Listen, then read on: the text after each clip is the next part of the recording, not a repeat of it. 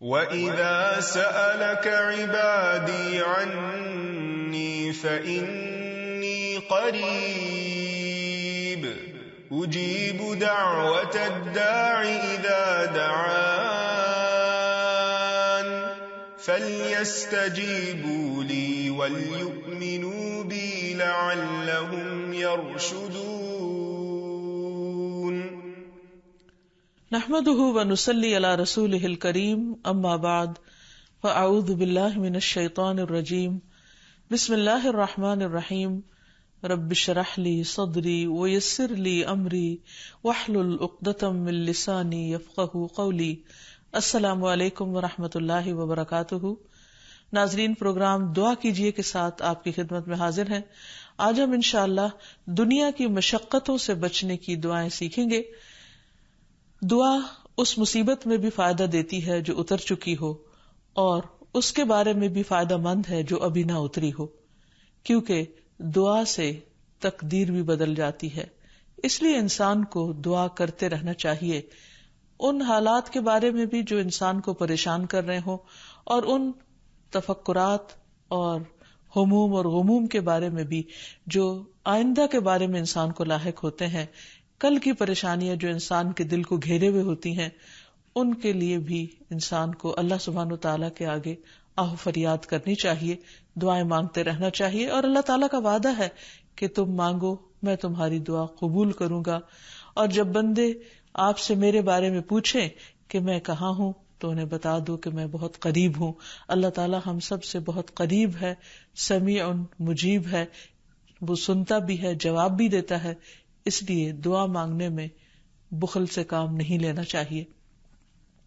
لیکن اس کے ساتھ ساتھ یہ کہ انسان دعا مانگتے ہوئے اللہ سبحانہ وتعالیٰ کی حمد و ثنا کرنا نہ بھولے، اور ساتھ ہی نبی صلی اللہ علیہ وسلم پر درود شریف بھی پڑھے. جہاں تک دنیا کی سختیاں، مشقتیں، تکلیفیں، آزمائشیں ہیں، تو اس کے بارے میں ہمیں قرآن و سنت سے کیا رہنمائی ملتی ہے، اس کے بارے میں ہم کچھ بات کریں گے. سب سے پہلی بات تو یہ ہے کہ انسان اس دنیا کی حقیقت کو سمجھے کہ یہ دنیا کیا ہے. یہ دنیا ہم سب کا ایک عارضی گھر ہے، وقتی جگہ ہے رہنے کی، مستقل قیامگاہ نہیں ہے. اس میں جتنے بھی لوگ آج تک آئے وہ سب چلتے ہی بنے. ایک نہ ایک دن ہم سب کو جانا ہے، اور جانے کا بھی وقت اور جگہ لکھی ہے. اس لیے انسان اس دنیا کو اسی نظر سے دیکھتے ہوئے گزارے اور زیادہ سے زیادہ اچھے کاموں کی طرف توجہ رکھے. حدیث سے پتہ چلتا ہے کہ دنیا مومن کے لیے قید خانے کی طرح ہے. رسول اللہ صلی اللہ علیہ وسلم نے فرمایا، دنیا مومن کے لیے قید خانہ ہے اور کافر کے لیے جنت ہے. یعنی ایک مومن جو آخرت کو بھی سامنے رکھتا ہے اور دنیا میں آنے والی تکلیفوں اور آزمائشوں کو بھی اپنے لیے ایک امتحان سمجھتا ہے، اور پھر اس کے لیے ایک حدود بھی ہیں، لمٹس بھی ہیں کچھ کرنے کی، کیونکہ مومن اپنے رب سے ڈرتا ہے کہ کہیں وہ کوئی ایسی بات نہ کرے، ایسا کام نہ کرے جو رب کو ناراض کر دے اور کل قیامت کے دن اس کی جواب دہی نہ ہو. اس لیے یہ بہت ضروری ہے کہ انسان اس دنیا میں رہتے ہوئے، خواہ اچھا وقت ہو یا تکلیف دہ وقت ہو، کوئی ایسا کام نہ کرے جو رب کو ناراض کرنے والا ہو، کیونکہ کل بہرحال الی ربک یومئذ المساق، تیرے رب کی طرف اس دن جا ٹھہرنا ہے، واپسی ہے، جواب دینا ہے. پھر اسی طرح نبی صلی اللہ علیہ وسلم نے دنیا کے بارے میں یہ بھی فرمایا تھا کہ اب جو دنیا کا حصہ باقی رہ گیا وہ ایک فتنہ ہے، آزمائش ہے. رسول اللہ صلی اللہ علیہ وسلم نے فرمایا، بے شک جو دنیا باقی رہ گئی ہے وہ آزمائش اور فتنہ ہے. یعنی انسانوں کے لیے کوئی بہت خوبصورت جگہ نہیں ہے رہنے کی، اور آخرت کا گھر وہی دراصل اصل گھر ہے اور خوشحالی کا گھر ہے. قرآن مجید میں آتا ہے کہ اہل ایمان جب جنت میں داخل ہوں گے تو پکار اٹھیں گے کہ شکر اللہ کا جو ہم سے ہر طرح کا غم اور دکھ ہم سے لے گیا. وَقَالُوا الْحَمْدُ لِلَّهِ الَّذِي أَذْهَبَ عَنَّا الْحَزَنَ إِنَّ رَبَّنَا لَغَفُورٌ شَكُورٌ الَّذِي أَحَلَّنَا دَارَ الْمُقَامَةِ مِنْ فَضْلِهِ لا يمسنا فيها نصب ولا يمسنا فيها لغوب. اور وہ کہیں گے کہ اس اللہ کا شکر ہے جس نے ہم سے غم کو دور کر دیا. یعنی جب وہ جنت میں پہنچیں گے تو دنیا کے سارے غم ان کو بھول جائیں گے. اور یقیناً ہمارا پروردگار بخشنے والا اور قدردان ہے جس نے اپنے فضل سے ہمیں ابدی قیام گاہ میں لا اتارا جہاں ہمیں نہ مشقت اٹھانی پڑتی ہے اور نہ کوئی تھکاوٹ لاحق ہوتی ہے. اور اللہ تعالیٰ کی طرف سے بھی یہ پیغام آئے گا سلام علیکم طبتم فادخلوها خالدین. تم پر سلام ہو، تم خوشحال رہو، بس اس میں داخل ہو جاؤ ہمیشہ رہنے والے. یعنی اس کے بعد اب تمہیں یہاں سے کوئی نہیں نکال سکتا، تم پر کوئی غم تکلیف اور دکھ آنے والا نہیں ہے. نبی صلی اللہ علیہ وسلم نے فرمایا ایک آواز دینے والا آواز دے گا کہ اے بندو تمہارے لیے یہ طے ہو گیا ہے کہ تم صحت مند رہو گے، کبھی بیمار نہ ہوگے، تم زندہ رہو گے، کبھی مرو گے نہیں، تم کبھی بوڑھے نہیں ہوگے، تم آرام میں رہو گے، تمہیں کبھی تکلیف نہیں آئے گی. تو اللہ تعالیٰ کا یہی فرمان ہے وَنُودُوا أَن تِلْكُمُ الْجَنَّةُ أُورِثْتُمُوهَا بِمَا كُنْتُمْ تَعْمَلُونَ. اس وقت انہیں ایک آواز آئے گی کہ تم اس جنت کے وارث بنائے گئے ہو، یہ ان نیک اعمال کا بدلہ ہے جو تم دنیا میں کیا کرتے تھے. یعنی وہ لوگ خوش قسمت ہوں گے جو دنیا میں ایک اچھی اللہ تعالیٰ کی رضا کی زندگی گزار کر آئیں گے اور وہاں اللہ کی رضا کو پائیں گے. اور پھر دنیا میں وہ شخص جو سب سے زیادہ تکلیف میں ہوگا، وہ جب جنت کا صرف ایک چکر لگائے گا، صرف ایک جھلک دیکھے گا تو اس کو دنیا کے سارے غم دور ہو جائیں گے اور سارے غم بھول جائیں گے. نبی صلی اللہ علیہ وسلم نے فرمایا اہل جنت میں سے ایک آدمی کو پیش کیا جائے گا جسے دنیا میں لوگوں میں سے سب سے زیادہ تکلیفیں آئی ہوں گی. پھر اسے جنت میں صرف ایک غوطہ دے کر پوچھا جائے گا کہ اے ابن آدم کیا تم نے کبھی کوئی تکلیف دیکھی تھی؟ کیا تجھ پر کبھی کوئی سختی بھی گزری؟ وہ عرض کرے گا اے میرے رب اللہ کی قسم کبھی نہیں، کبھی کوئی تکلیف میرے پاس سے نہ گزری اور نہ ہی میں نے کبھی کوئی شدت اور سختی دیکھی. تو یہ ہے دنیا کی شدتوں اور سختیوں اور آزمائشوں کا حال کہ جو جنت میں جاتے ہی انسان کو ساری کی ساری فراموش ہو جائیں گی، بھول جائیں گی. اب یہاں ہمیں یہ بھی دیکھنا چاہیے کہ دنیا میں جو انسان کو مشقتیں آتی ہیں، تکلیفیں آتی ہیں، ان کی وجہ کیا ہے، اس کا سبب کیا ہے. یعنی کیوں ایسا ہوتا ہے کہ انسان ایک غم سے نکلتا نہیں تو دوسرے میں جا پھنستا ہے، اور کوئی دن ایسا نہیں ہوتا کہ جس میں انسان کو کوئی نہ کوئی دکھ، تکلیف، بیماری یا اس کی اپنی ذات پر نہ ہو یا کہیں سے ایسی کوئی خبر نہ سننے کو ملے. تو اس کی وجہ کیا ہے؟ سب سے پہلی بات تو یہ ہے کہ انسان کو امتحان کے لیے پیدا کیا گیا، مشقتیں اٹھانے کے لیے پیدا کیا گیا. قرآن پاک میں اللہ تعالیٰ فرماتے ہیں لَقَدْ خَلَقْنَا الْإِنسَانَ فِي كَبَدٍ، بلا شبہ یقیناً ہم نے انسان کو بڑی مشقت میں پیدا کیا. یعنی انسان اپنے لیے آسانیاں ڈھونڈتا ہے، اس دنیا میں آسانیاں نہیں ہے. پھر دوسری بات یہ ہے کہ یہ زندگی انسان کے لیے ایک آزمائش ہے، اور اللہ تعالیٰ نے خود ہی فرما دیا کہ میں تمہیں خوف سے، بھوک سے، جان مال اور پھلوں کی کمی سے ضرور آزماؤں گا. انہیں امتحان آئیں گے، لیکن ایسے موقع پر تمہیں کرنا کیا ہے؟ وہ بشر الصابرین، صبر کرنے والوں کو خوشخبری دے دو. اور پھر یہ بھی کہ ہر انسان اس دنیا سے جانے والا ہے، اس لیے فرمایا کل نفس ذائقۃ الموت، ہر نفس کو موت کا ذائقہ چکھنا ہے. وَنَبْلُوكُمْ بِالشَّرِّ وَالْخَيْرِ فِتْنَةً وَإِلَيْنَا تُرْجَعُونَ، اور ہم تمہیں اچھے اور برے حالات سے آزماتے رہیں گے. یعنی تمہاری آزمائش تو ضرور ہوگی اور بالآخر تمہیں ہماری طرف لوٹنا ہے. یعنی قیامت کے دن اللہ تعالیٰ سے ملاقات لازم ہے. پھر یہ بھی ہے کہ بعض اوقات انسانوں پر تکلیف ان کے گناہوں کا نتیجہ ہوتی ہے. اللہ تعالیٰ سورۃ الروم میں فرماتے ہیں ظہر الفساد فی البر والبحر بما کسبت ایدی الناس، خشکی اور سمندر میں فساد پھیل گیا لوگوں کے اپنے ہاتھوں کی کمائی کی وجہ سے، یعنی ان کے اپنے گناہوں کے نتیجے میں، تاکہ اللہ تعالیٰ لوگوں کو ان کے اعمال کا مزہ چکھا دے، شاید وہ ایسے کاموں سے باز آ جائیں. یعنی جب وہ اپنے ہی ہاتھوں کی کمائی کو دیکھیں کہ خود ان کے لیے نقصان دہ ہے تو پھر اس نقصان سے بچنے کے لیے وہ برے اعمال چھوڑ دیں. ایک اور جگہ پر بھی اللہ تعالیٰ فرماتے ہیں کہ وَمَا أَصَابَكُم مِّن مُّصِيبَةٍ فَبِمَا كَسَبَتْ أَيْدِيكُمْ، کہ تمہیں جو بھی کوئی مصیبت پہنچی ہے وہ دراصل تمہارے اپنے ہی ہاتھوں کی کمائی کا نتیجہ ہے. پھر یہ بھی ہوتا ہے کہ بعض اوقات انسان دوسروں پر سختی کرتا ہے تو جواباً اس پر سختی ہو جاتی ہے. اس سلسلے میں رسول اللہ صلی اللہ علیہ وسلم نے فرمایا جو کسی کو نقصان پہنچائے گا اللہ اس کا نقصان کر دے گا، اور جو کسی کو مشکل میں ڈالے گا اللہ تعالیٰ اس پر سختی کر دے گا. اس لیے انسان کو ہمیشہ اپنی حدود کے اندر رہنا چاہیے اور کسی پر بھی کسی طرح کی ظلم اور زیادتی نہیں کرنی چاہیے، کیونکہ کسی پر ظلم کرنے کا مطلب یہ ہے کہ انسان خود اپنے لیے مصیبت کھڑی کر رہا ہے. پھر اسی طرح کسی کے ساتھ انسان اگر بخل برتتا ہے، اس کو نہیں دیتا، تو اللہ تعالیٰ اس کے لیے بھی زندگی تنگ کر دیتے ہیں. قرآن پاک میں فرمایا گیا وَأَمَّا مَن بَخِلَ وَاسْتَغْنَى وَكَذَّبَ بِالْحُسْنَى فَسَنُيَسِّرُهُ لِلْعُسْرَى، اور جس نے بخل کیا اور بے پرواہ بنا رہا، یعنی اس نے اللہ تعالیٰ کی باتوں کی اور بندوں کی ضروریات کی پرواہ ہی نہیں کی، وَكَذَّبَ بِالْحُسْنَى، اور بھلائی کو جھٹلا دیا، تو ہم اسے تنگی کی راہ پر چلنے کی سہولت دیں گے، نہیں پھر اس کے لیے ایک کے بعد ایک تنگی کھڑی کر دیں گے. پھر اسی طرح انسان کو کسی کی عزت اور آبرو کے درپے نہیں ہونا چاہیے، کیونکہ اس سے بھی انسان کے راستے میں مشکلات آتی ہیں.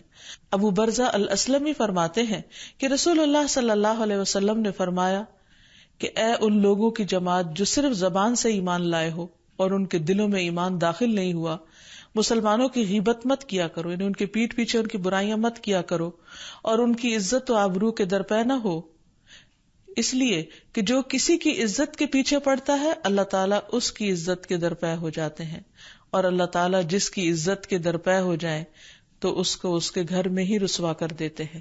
اس لیے اس معاملے میں بھی انسان کو بہت احتیاط برتنی چاہیے کہ بغیر تحقیق کے کسی کے بارے میں کچھ نہ کہے. اس کے بعد ہم یہ دیکھتے ہیں کہ مشقتیں تو آتی ہیں، کبھی اللہ تعالیٰ کی طرف سے امتحان ہوتی ہیں اور کبھی انسان کے گناہوں کا نتیجہ ہوتی ہیں. تو ایسے موقع پر کرنا کیا چاہیے، حل کیا ہے؟ سب سے پہلی بات تو یہی کہ انسان اللہ سبحانہ تعالیٰ کی طرف رجوع کرے، کیونکہ اللہ تعالیٰ ہی آسانیاں پیدا کرنے والا ہے.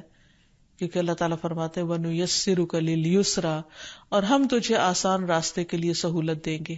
تو آسانی اللہ کی طرف سے ہوتی ہے، اور وہ کس کے لیے ہوتی ہے؟ جو اللہ کا تقوی اختیار کرتا ہے.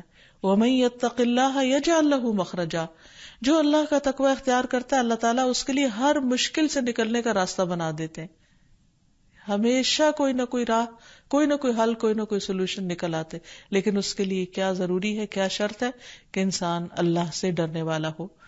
پھر اسی طرح ضروری ہے کہ انسان ایسے مواقع پر صبر سے کام لے. اور صبر کیا ہے؟ کہ انسان غصے میں آ کر، غم کی وجہ سے، تکلیف اور شدت اور پریشانی کی وجہ سے اپنی زبان سے کوئی ناروا بات نہ نکالے، کوئی ناحق بات نہ نکالے. جیسے نبی صلی اللہ علیہ وسلم اپنے ایک بیٹے کی وفات کے موقع پر رو رہے تھے تو صحابہ نے عرض کیا کہ یا رسول اللہ صلی اللہ علیہ وسلم آپ بھی روتے ہیں؟ تو آپ نے فرمایا ہاں، آنکھ آنسو بہاتی ہے اور دل غمگین ہے، لیکن زبان سے وہی نکلے گا جو اللہ تعالیٰ کو پسند ہے. کوئی ایسی بات زبان سے نہیں نکلے گی کہ جو اللہ تعالیٰ کو ناراض کر دے. تو اس لیے تکلیف کے موقع پر انسان کو ہمیشہ یہ یاد رکھنا چاہیے کہ وہ کیا کر رہا ہے، اس کا رد عمل کیا ہے، کس طرح وہ ریاکٹ کر رہا ہے، کیا باتیں کر رہا ہے. اور جو لوگ صبر کرتے ہیں تو ان کی تعریف اللہ تعالیٰ نے بیان کی. فرمایا وَالصَّابِرِينَ فِي الْبَأْسَاءِ وَالضَّرَّاءِ وَحِينَ الْبَأْسِ أُولَئِكَ الَّذِينَ صَدَقُوا وَأُولَئِكَ هُمُ الْمُتَّقُونَ، جو تنگ دستی اور تکلیف میں اور لڑائی کے وقت صبر کرتے ہیں یہی لوگ ہیں جنہوں نے سچ کہا اور یہی بچنے والے ہیں. یعنی ایسے ہی لوگ سچے مومن ہیں جو تنگی اور تکلیف میں اپنے آپ کو سنبھال لیتے ہیں، صبر سے کام لیتے ہیں. اور اللہ تعالیٰ نے یہ بھی بتا دیا تھا، وارن کر دیا تھا کہ تم ضرور آزمائے جاؤ گے. لَتُبْلَوُنَّ فِي أَمْوَالِكُمْ وَأَنفُسِكُمْ، تمہارے مالوں میں، تمہارے نفسوں میں تمہیں ضرور آزمایا جائے گا، ضرور با ضرور. اور تم لوگوں سے ہر طرح کی باتیں بھی سنو گے، لیکن پھر کیا کرنا ہے ایسے موقع پر؟ وَإِن تَصْبِرُوا وَتَتَّقُوا فَإِنَّ ذَلِكَ مِنْ عَزْمِ الْأُمُورِ، اگر تم صبر اور تقوی سے کام لو تو یہ بڑی ہمت کے کام ہو. یعنی آسان نہیں ہے صبر کرنا، لیکن ناممکن بھی نہیں ہے، اور ہر وقت تبدیل ہو جاتا ہے. صرف اس تکلیف کے وقت میں انسان اگر اپنے آپ کو کنٹرول کر لیتا، اپنی زبان کو، اپنے ریاکشن کو ایک لمٹ اور حدود کے اندر لے آتا ہے، تو اللہ سبحانہ وتعالیٰ جلد ہی اس کے حالات تبدیل کر دیتے ہیں، اور بعض اوقات اس کو پہلے سے بھی زیادہ بہتر چیز عطا کرتے ہیں. تو اس لیے انسان کو اس تکلیف کے وقت میں اپنے اوپر، اپنے طرز عمل پر کڑی نظر رکھنے کی ضرورت ہے کہ کوئی چیز ایسی نہ ہو جو اللہ تعالیٰ کو ناراض کر دے. پھر اسی طرح انسان کو کتنی بھی بڑی مشکلوں، حالات سے مایوس نہیں ہونا چاہیے، کیونکہ مایوسی کفر تک پہنچا دیتی ہے. ابو رزین کہتے ہیں نبی صلی اللہ علیہ وسلم نے فرمایا، ہمارا رب اپنے بندوں کی مایوسی پر ہنستا ہے حالانکہ حالات کی تبدیلی قریب ہوتی ہے. ابو رزین نے عرض کیا، کیا اللہ تعالیٰ بھی ہنستا ہے؟ آپ نے فرمایا، ہاں. میں نے عرض کیا، جو رب ہنستا ہے ہم اس کے ہاں خیر و بھلائی کو کم نہیں پا سکتے، یعنی وہ ضرور بندوں کو خیر پہنچاتا ہے. تو بعض اوقات انسان مایوس ہونے لگتا ہے، لیکن اللہ تعالیٰ کی مدد قریب ہی ہوتی ہے. جب نبی صلی اللہ علیہ وسلم کے زمانے میں لوگوں کو کفار کی طرف سے مشکلات کا سامنا کرنا پڑا اور انہوں نے اللہ کے رسول سے عرض کیا، اللہ کے رسول صلی اللہ علیہ وسلم اللہ کی مدد کب آئے گی؟ یعنی ہر طرف سے مشکلیں ہی مشکلیں ہیں، جان کی، مال کی، بھوک کی، ہر طرح کی سے آزمایا جا رہا ہے، تو حالات کب بدلیں گے؟ تو اللہ تعالیٰ نے فرمایا، الا ان نصر اللہ قریب، خبردار اللہ کی مدد قریب ہے. یعنی مایوس نہ ہو، ہمیشہ مثبت رہو، امید رکھو. ہر چیز تو اللہ تعالیٰ کے ہاتھ میں. جب فرعونیوں کا ظلم زیادہ ہو گیا تو آپ دیکھتے ہیں کہ اللہ تعالیٰ نے کس طرح موسیٰ علیہ السلام کو اس قوم کے اندر پھر پیدا کیا اور پھر کس طرح وہ ان کی نجات کا ذریعہ بنے. تو اللہ تعالیٰ غیب سے ایسے طریقے اختیار کرتا ہے جو انسان کی سوچ سے بھی باہر ہوتے ہیں، اور لیکن ضرورت اس بات کی کہ انسان اللہ تعالیٰ کی طرف رجوع کرے اور انسان کا اس بات پر یقین رہے، فَإِنَّ مَعَ الْعُسْرِ يُسْرًا، إِنَّ مَعَ الْعُسْرِ يُسْرًا، کہ یقیناً تنگی کے ساتھ آسانی بھی ہے، یقیناً تنگی کے ساتھ آسانی بھی ہے. اور پھر حضرت انس سے بھی روایت ہے کہ رسول اللہ صلی اللہ علیہ وسلم نے فرمایا، بے شک مدد صبر کے ساتھ ہے، یعنی اللہ کی مدد آئے گی، بس صبر کرو، تھوڑا انتظار کرو، اور کشادگی تنگی کے ساتھ ہے، اور بے شک تنگی کے ساتھ آسانی ہے، اور بے شک تنگی کے ساتھ آسانی ہے. پھر اسی طرح یہ ہے کہ انسان توبہ اور استغفار کی کثرت کرے. حدیث میں آتا ہے انسان جب تک اللہ تعالیٰ سے استغفار کرتا ہے، اللہ تعالیٰ اس وقت تک اس کو عذاب سے محفوظ رکھتا ہے. اور قرآن مجید میں بھی واضح طور پر فرمایا گیا کہ اللہ تعالیٰ اس وقت تک عذاب نہیں دے گا جب تک لوگ استغفار کرتے رہیں گے، یعنی اپنے گناہوں کی معافی مانگتے رہیں گے اور اللہ تعالیٰ سے توبہ کریں گے، رجوع کریں گے اور اپنی اصلاح کر لیں گے. پھر اسی طرح زیادہ سے زیادہ نیک اعمال کرنے چاہیے، اللہ کو راضی کرنا چاہیے تاکہ اللہ تعالیٰ کی رحمت نازل ہو. اللہ تعالیٰ کا وعدہ ہے، وَأَمَّا مَنْ آمَنَ وَعَمِلَ صَالِحًا فَلَهُ جَزَاءً الْحُسْنَى وَسَنَقُولُ لَهُ مِنْ أَمْرِنَا يُسْرًا، اور البتہ جو ایمان لایا اور نیک عمل کیے اسے اچھا بدلہ ملے گا اور اسے ہم اپنے آسان سے کام کرنے کو کہیں گے، یعنی ان کے لیے کاموں میں آسانیاں پیدا کر دیں گے ان کی نیکیوں کی وجہ سے. اور اسی طرح ایک اور جگہ پر بھی آتا ہے کہ من عمل صالحا من ذکر او انثى وهو مؤمن فلنحيينه حیاتا طیبہ ولنجزینہم اجرہم باحسن ما كانوا يعملون. جو شخص بھی نیک عمل کرے، خواہ وہ مرد ہو یا عورت، بشرطے کہ وہ مومن ہو، تو ہم اسے پاکیزہ زندگی بسر کرائیں گے، یعنی دنیا میں بھی حیات طیبہ ہوگی، عمدہ زندگی بسر کرائیں گے، اور آخرت میں ان کے بہترین اعمال کے مطابق انہیں ان کا اجر عطا کریں گے.